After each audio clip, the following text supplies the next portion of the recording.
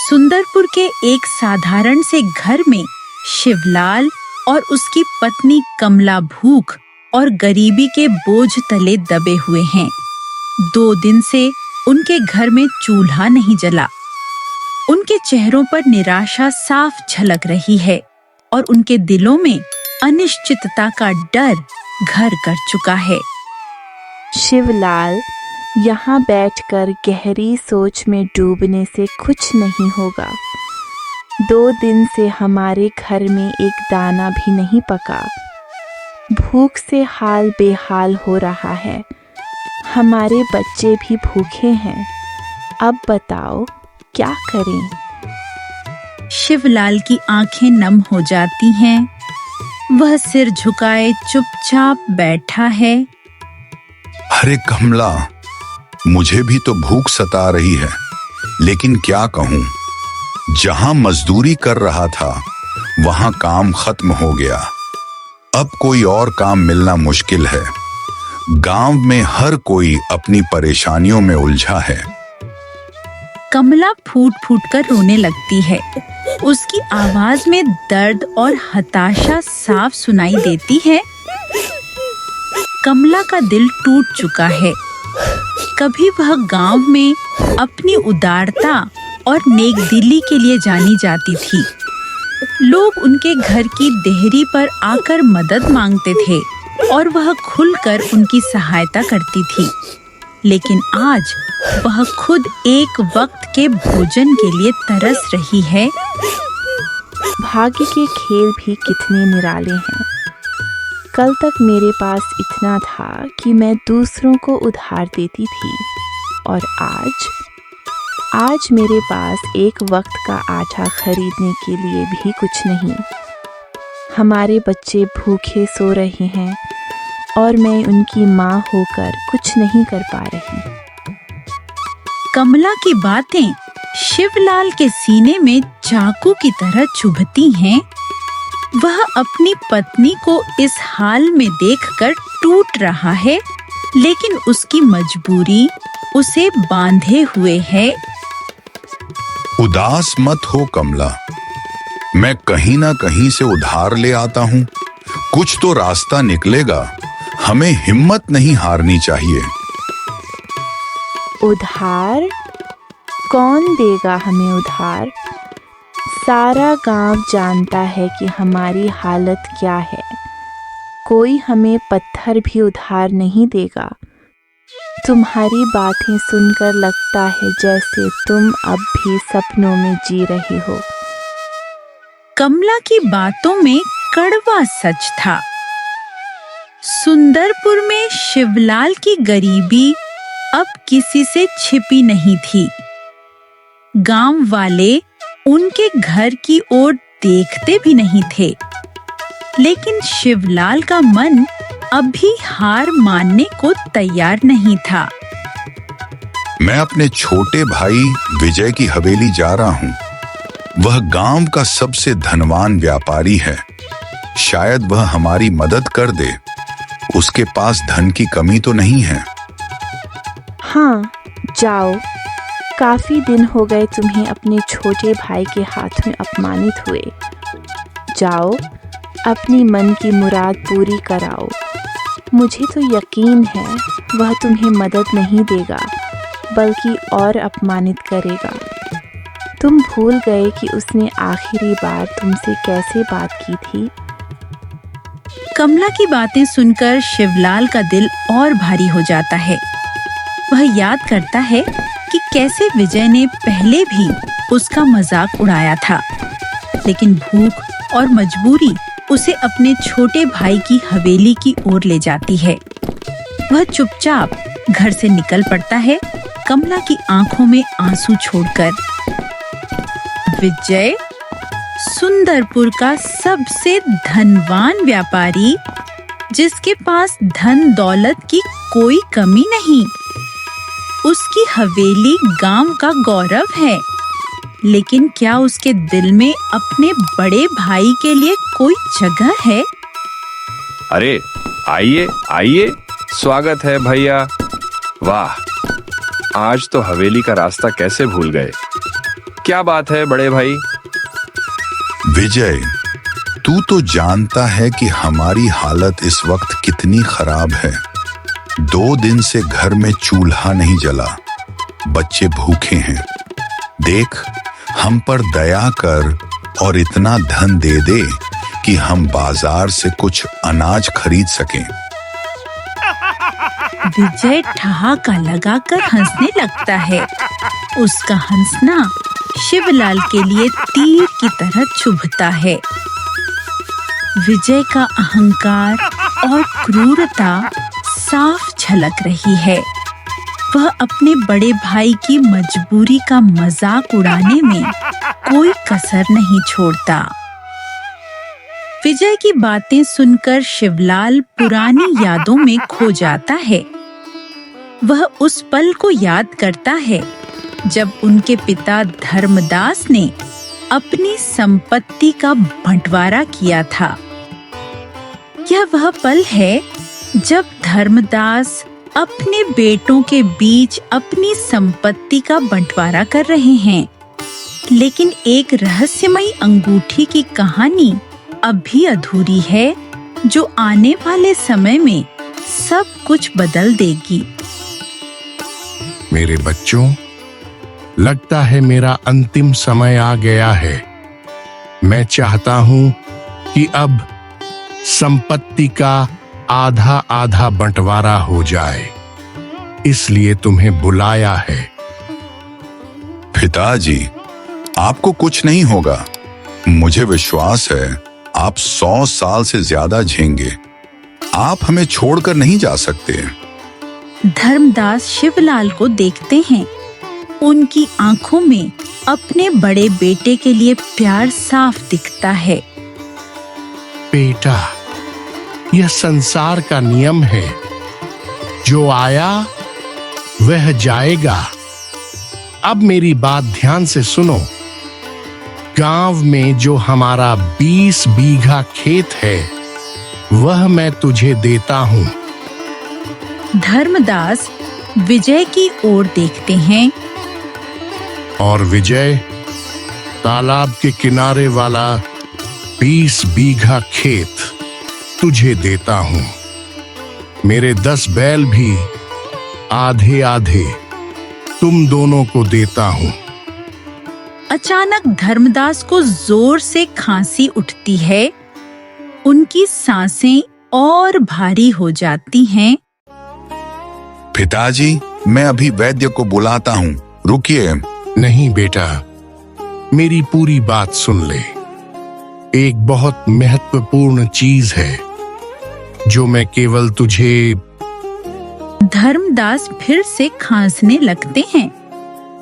उनकी हालत बिगड़ती देख शिवलाल वैद्य के पास दौड़ पड़ता है। वैद्य जी, जल्दी चलिए। पिताजी को तेज खांसी हो रही है। उनकी हालत बहुत खराब है। शिवलाल और वैद्य गांव की गलियों से होते हुए वैद्य धर्मदास के घर पहुंचे।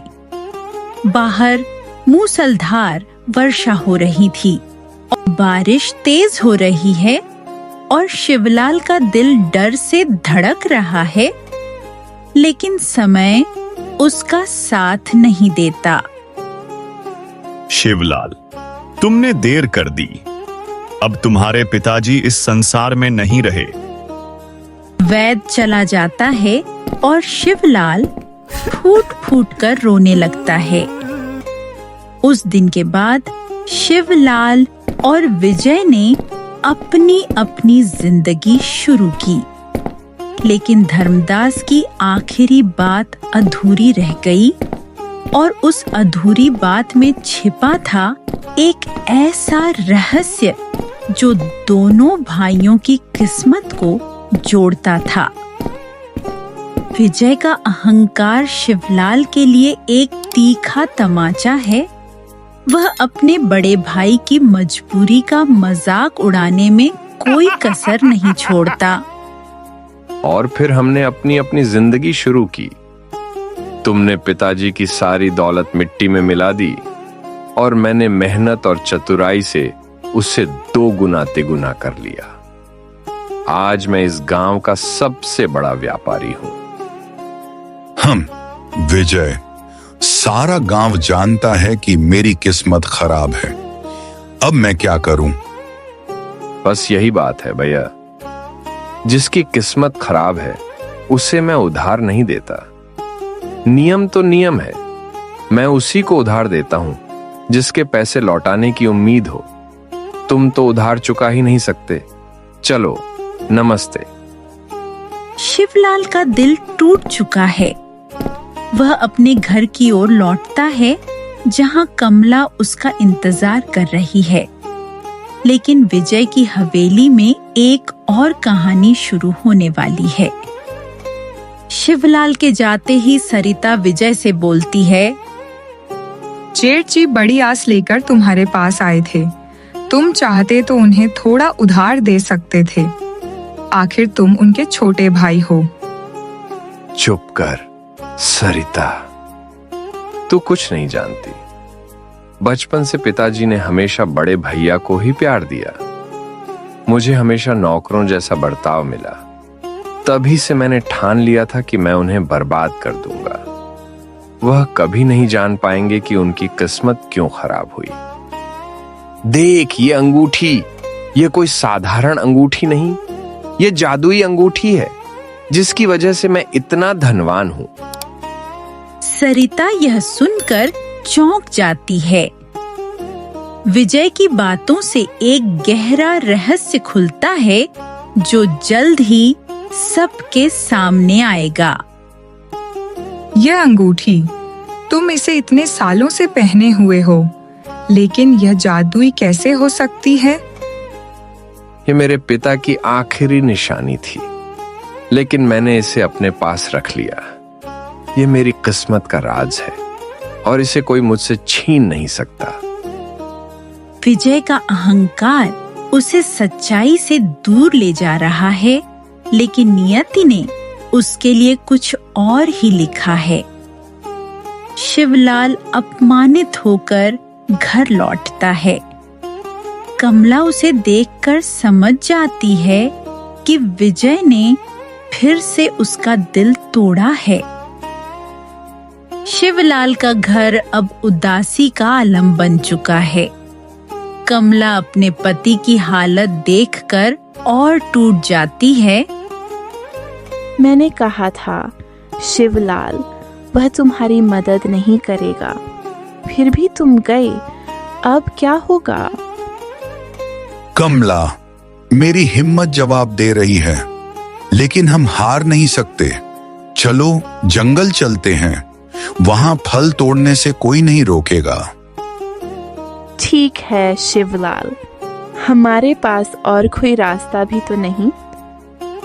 भूख और निराशा से तंग आकर शिवलाल और कमला जंगल की ओर चल पड़ते। उनकी उम्मीद अब केवल प्रकृति पर टिकी है। जंगल की सघन छाया में शिवलाल और कमला अपनी भूख मिटाने की आस लिए आगे बढ़ रहे हैं, लेकिन जंगल रहस्यों से भरा है और नियति उनके लिए कुछ और ही लेकर आई है। कमला, देखो इस पेड़ पर कितने फल हैं। अब हमारी भूख मिट जाएगी। शिवलाल फल तोड़ने के लिए हाथ बढ़ाता है, तभी एक गहरी आवाज गूंजती है। रुक जाओ, उस वृक्ष के फल मत तोड़ो, वह श्रापित है। उस पर एक दानव का साया है। फल तोड़ने पर वह तुम दोनों को मार डालेगा। शिवलाल और कमला पीछे मुड़कर देखते हैं। एक साधु जिसके चेहरे पर रहस्यमयी शांति है, उन्हें घूर रहा है। उसकी आंखों में एक अजीब सी चमक है। साधु महाराज, भूख से मरने से अच्छा है कि दानव हमें मार दे। इस जंगल में यही एक फलदार वृक्ष है। महाराज, हम 2 दिन से भूखे हैं, हमें मरने दीजिए। शांत हो जाओ बच्चे, 10 कोस दूर एक और जंगल है जहां तुम्हें अच्छे फल मिलेंगे। महाराज, हम वहां तक पहुंचने से पहले ही मर जाएंगे। इससे अच्छा यही है कि हम इन फलों से अपनी भूख मिटाएं और फिर जो हो सो हो। साधु को उन पर गहरी दया आती है। वह कुछ देर चुप रहता है, फिर पूछता है, तुम्हारी शक्ल मुझे किसी की याद दिलाती है। क्या तुम धर्मदास के पुत्र हो? हाँ महाराज, वह मेरे पिताजी थे, लेकिन आप उन्हें कैसे जानते हैं? साधु की आंखें बंद होती हैं, मानो वह पुरानी यादों में खो गया हो। फिर वह एक गहरा रहस्य खोलता है। शिवलाल, तुम्हारे साथ बड़ा धोखा हुआ है। जिसने यह धोखा किया उसने अपनी बर्बादी को न्योता दिया। ये मुद्राएं लो, इससे अपनी भूख मिटाओ और याद रखो, नियति तुम्हारी ओर परीक्षा लेगी। हिम्मत मत हारना। ओम नमः शिवाय। साधु रहस्यमयी किरणों में गायब हो जाता है। शिवलाल और कमला मुद्राओं को लेकर घर लौटते हैं। पहली बार कई दिनों में वे पेट भर खाना खाते हैं, लेकिन साधु की बातें उनके मन में गूंज रही हैं। क्या यह सिर्फ शुरुआत है? साधु की मुद्राओं ने शिवलाल और कमला को एक नई उम्मीद दी है, लेकिन साधु की चेतावनी उनके मन में गूंज रही है। क्या नियति उनकी और परीक्षा लेने वाली है? शिवलाल, साधु महाराज की बातों पर गौर करना चाहिए। उन्होंने कहा था कि अभी और मुसीबतें आएंगी, लेकिन हमें हिम्मत नहीं हारनी है। हाँ कमला, तुम सही कह रही हो। मैं आज से ही काम की तलाश शुरू करता हूँ। कुछ तो रास्ता निकलेगा। शिवलाल का नया जोश उसे गांव के मुखिया के खेतों की ओर ले जाता है, लेकिन उसी समय विजय की हवेली में एक नया तूफान दस्तक दे रहा है। विजय अपनी अंगूठी को निहार रहा है। तभी एक घायल मैना पक्षी उड़ती हुई आती है और हवेली के फर्श पर गिर पड़ती है। अरे, इस मैना से खून बह रहा है। ये मेरी हवेली का फर्श गंदा कर रही है। विजय गुस्से में मैना को उठाकर बाहर फेंक देता है, लेकिन मैना दोबारा उड़कर लौटती है और मानव आवाज में बोलती है, तेरे पास इंसानियत दिखाने का एक मौका था, जो तूने गंवा दिया। तू एक चोर है। ये अंगूठी तेरी नहीं, किसी और की है। तुझे कैसे पता? यह अंगूठी मेरी है। सवाल यह नहीं कि मुझे कैसे पता। सवाल यह है कि यह सच है या झूठ। सफेद झूठ। यह अंगूठी मेरी है और मेरी ही रहेगी।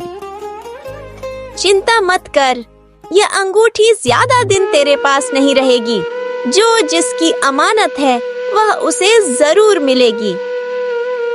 विजय का अहंकार उसे सच्चाई से दूर ले जा रहा है, लेकिन नियति ने उसके लिए कुछ और ही लिखा है। मैना उड़कर शिवलाल के घर के आंगन में गिर जाती है। शिवलाल का नेक दिल एक छोटे से पक्षी की मदद के लिए आगे आता है। यही वह पल है जो उसकी किस्मत को बदल देगा। कमला, जल्दी इसे वैद्य के पास ले चलते हैं। इसका घाव गहरा है, रोज इलाज कराना होगा। धन का इंतजाम कर पाओगे? वैद्य जी, मैं कुछ भी करूंगा, लेकिन इसका इलाज जरूर करवाऊंगा। चाहे इंसान हो या पक्षी, मैं किसी को मुसीबत में नहीं देख सकता। शिवलाल का यह फैसला उसे गांव के मुखिया के खेतों तक ले जाता है, जहां वह मजदूरी की तलाश में जाता है। शिवलाल मुखिया से मिलता है। वहाँ विजय पहले से मौजूद है। अरे बड़े भैया, फिर उधार मांगने आए? नहीं विजय, मैं काम मांगने आया हूँ। विजय हंसते हुए चला जाता है। शिवलाल, अच्छा हुआ तुम आ गए। मुझे एक मजदूर चाहिए। आज से काम शुरू कर दो। शिवलाल काम शुरू करता है। तभी उसकी नजर जमीन पर पड़ी एक अंगूठी पर पड़ती है। ये क्या? इसमें कोई पत्थर जड़ा है, पता नहीं किसकी होगी। चलो इसे रख लेता हूँ। शिवलाल घर लौटता है। यह वही अंगूठी है जिसने विजय की किस्मत चमकाई थी, लेकिन अब यह शिवलाल की उंगली में है। कमला, यह मैना हमारे लिए शुभ साबित हुई। मुझे काम मिल गया। तभी मैना मानव आवाज में बोलती है। यह तुम्हारी छोटी सी परीक्षा थी जिसे तुमने पास कर लिया। तुम्हारी किस्मत अब बदलने वाली है। अचानक गांव का मुखिया शिवलाल के घर आता है और एक चौंकाने वाला प्रस्ताव रखता है। शिवलाल, मैं और मेरी पत्नी तीर्थ यात्रा पर जा रहे हैं। मेरी सारी संपत्ति अब तुम्हारी है। तुम इसके सबसे योग्य हो। मुखिया एक कागज देता है और चला जाता है।